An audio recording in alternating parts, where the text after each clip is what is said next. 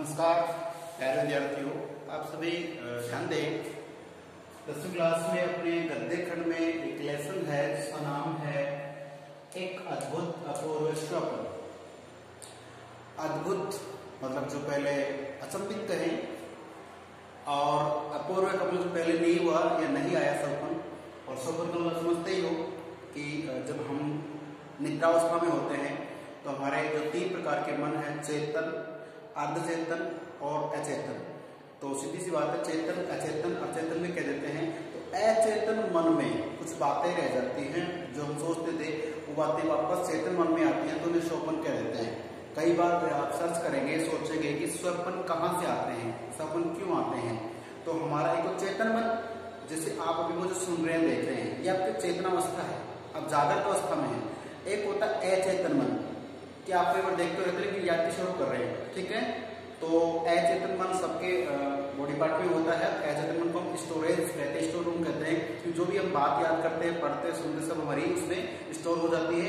फिर हम जब लिखते हैं, कुछ करते हैं तो वो बातें याद आती हैं।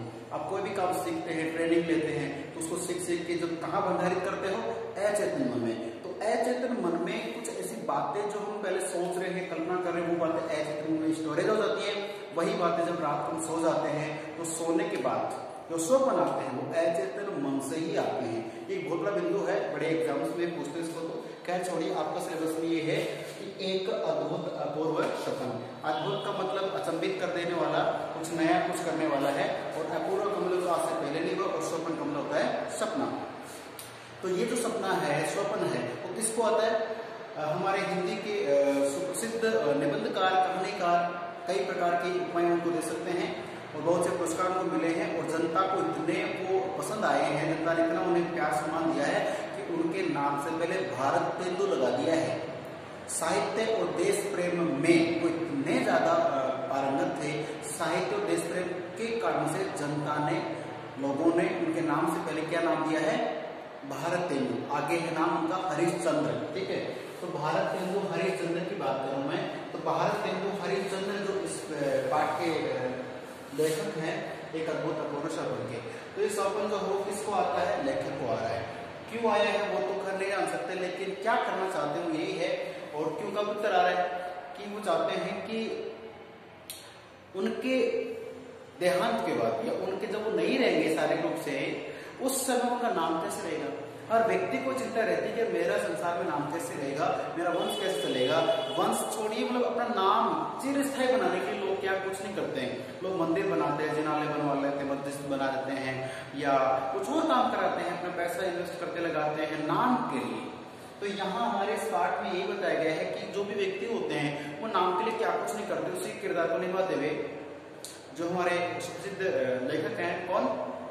भारत तेंदु हरिश्चंद्र, वो भी ये चाहते हैं कि कुछ नया किया जाए।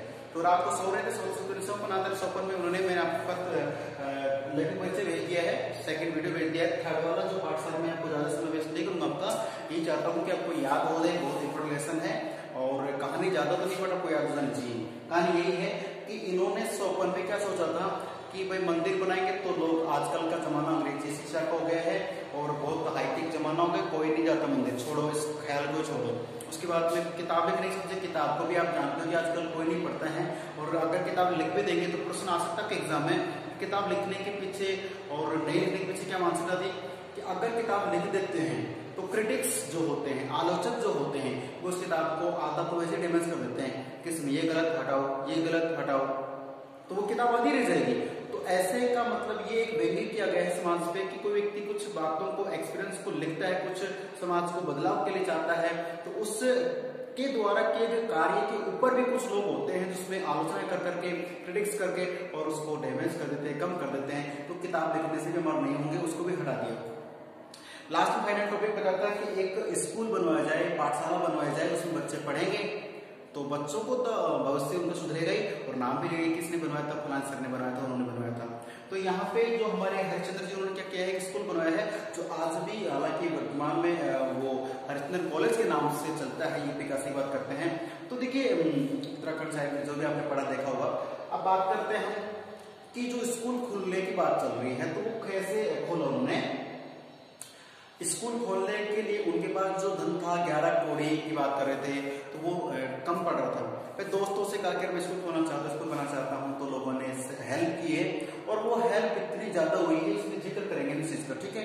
तो वो स्कूल खोलते हैं तो ऐसा कहते हैं कि हिमालय की कंदराओं से, हिमालय पर्वत है और कंदरा में गुफा, अर्थात हिमालय की कंदराओं से दूर दूर से तराश के समझ के टेस्ट ले लेके टीचर्स को लाए हैं, अध्यापकों को लाए हैं। और अध्यापक भी ऐसे हैं कि जिनका नाम कहते हैं कि गुणों के विपरीत नाम वाले हैं, नाम कुछ और काम कुछ और। देखिए तो उन्हीं की चर्चा करते हैं। पहले बच्चे ध्यान दो, प्राणंतक प्रसाद वैद्यराज को वैद्यक शास्त्र अध्यापक बनाया।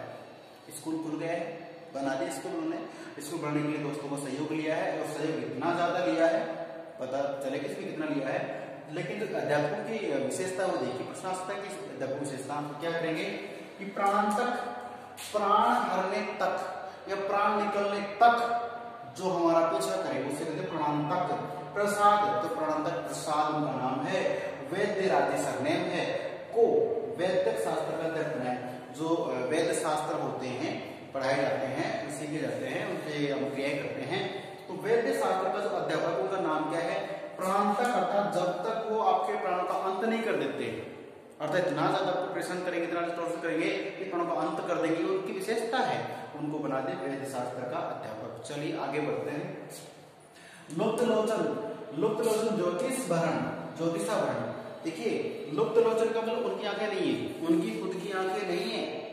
क्या है? लुप्त लोचन, आंखें नहीं है। लोचन से लुप्त अर्थात आंखें नहीं, उनके अर्थात अंधे हैं। तो लुप्त लोचन ज्योतिषाभरण, और नाम देखिए ज्योति प्रकाश को भरने वाले, ज्योतिषाभरण। और ये जो अध्यापक है इनको बनाया क्या, इनको ज्योतिष शास्त्र का अध्यापक बना दिया। ये देखिए गुणों के विपरीत नाम या गुण के अपोजिट में काम होंगे। तो देखिए इसमें शील दावानल, शील का मतलब शीलता होती है, चरित्र होता है, विश्वास, कई चीजें होती है कि शील का मतलब चरित्र अच्छा है, शालीन स्वभाव का है, ठंडे स्वभाव का है। ये तो शील क्रिया के दावानल 3 प्रकार के आगे बताए थे मैंने आपको। एक होती है दावानल, एक होती है बड़वागेन, एक होती है जठरागेन, ठीक है। तो एक होती है बड़वागेन, तो समुद्र की आग कहा जाता है। दावानल होती है जंगल में लगने वाली, पेड़ पौधों में जो जंगल होता है, जंगल में लगने वाले आग को दावानल कहा जाता है। और समुद्र का जो पानी उसमें लगने वाली आग को बड़वागिन कहा जाता है। एक पेट की आग होती है जठरागिन कहा जाता है। 3 प्रकार की आग, ध्यान रखना। तो ध्यान दीजिए बच्चों कि दावानल, शील दावानल नीति दर्पण, अर्थात कि उनका नाम है शील से तो शालीनता से, लेकिन कैसे है, दावानल है, अर्थात जंगल की आग के जैसे उनका स्वभाव है। नीति दर्पण का नाम है। अब इन गुरुजी को क्या बना दिया है, आत्मविद्या अध्यापक नियुक्त किया है। ये आत्मिक विद्या, यानी आत्मिक का मतलब होता है कि आत्मा तक आपको ठेस तो नहीं, आत्मा तक आपको मतलब आकर्षित किया जाता है। कुछ ऐसी शब्दावली होती है, कुछ ऐसी बातें होती है कि आपको पढ़ाते समय वो क्या करेंगे, आपकी आत्मा तक उस बात को पहुंचाते हैं। तो आत्मिक या आत्मविद्या अध्यापक उन्हें नियुक्त किया गया। चलिए अब देखिए ये 3 अध्यापकों की नियुक्ति हो गई, 2 की मैंने पहले आपको बताते वीडियो में। अब बात करते हैं कि जो पाठशाला का शुभारंभ किया लेखमोदय ने, वो कब किया, शुभारंभ अर्धरात्रि को किया है। अर्धरात्रि बीत जाने के बाद, हालांकि अच्छा है इसलिए रात के 12-1-2 बजे के बाद किया है, लेकिन प्यारे बच्चों जानते हैं कि रात्रि का जो पड़ा हुआ है, जो काम होते बहुत अच्छे होते हैं। कि मान के चले कि 4 बजे रात का समय बीत गया है और सुबह के जो 4 बजते हैं, 4 बजे को कहा जाता है, 4 से लेकर 6 तक का समय होता है उसे ब्रह्म मुहूर्त कहा जाता है। बड़े बड़े लोग होते हैं, अच्छे लोग होते हैं, जन लोग होते हैं, कहीं दूर दराज जाना होता है, बड़े जल्दी निकलते सुबह। और अध्ययन करने वाले बच्चे रात को 5 घंटे पढ़े, कोई प्रॉब्लम नहीं होती, कोई फायदा भी नहीं हो सकता।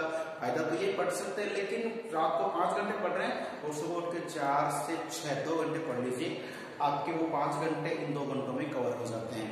रीजन जो भी होता है आप समझ जाएंगे, 2 दिन पढ़ के देखिए, बड़ा अच्छा लगता है। हाँ, फर्स्ट ऑफ ऑल सबसे पहले पढ़ते हैं तो कुछ समस्या आती है फिजिकली, बट वो धीरे धीरे ठीक हो जाएगी।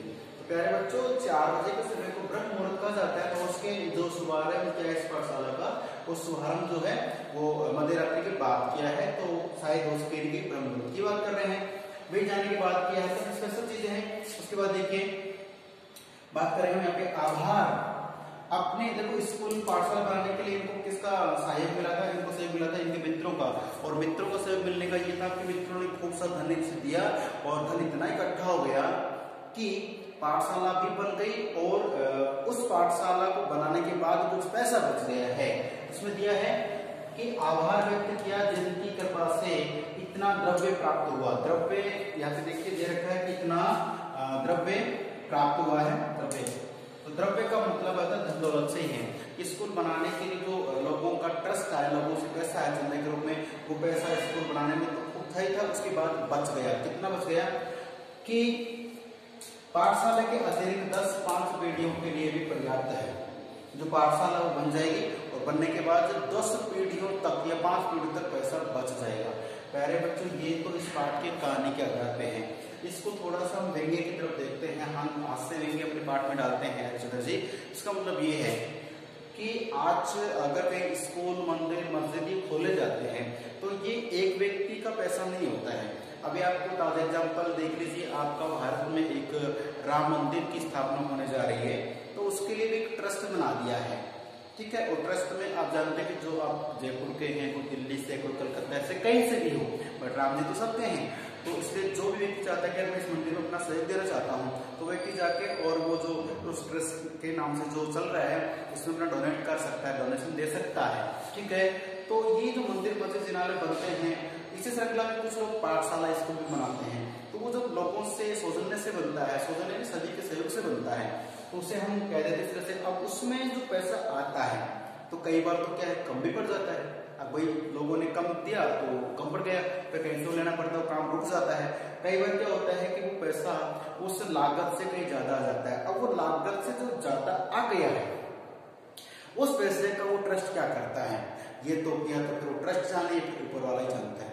जबकि नियम होता है कि जो जनता का पैसा होता है, समाज का पैसा होता है, उस पैसे को आप ऐसी जगह काम में लीजिए, यूज कीजिए जो जनता के हित में काम आए, किसी भलाई के कार्य में काम आता है।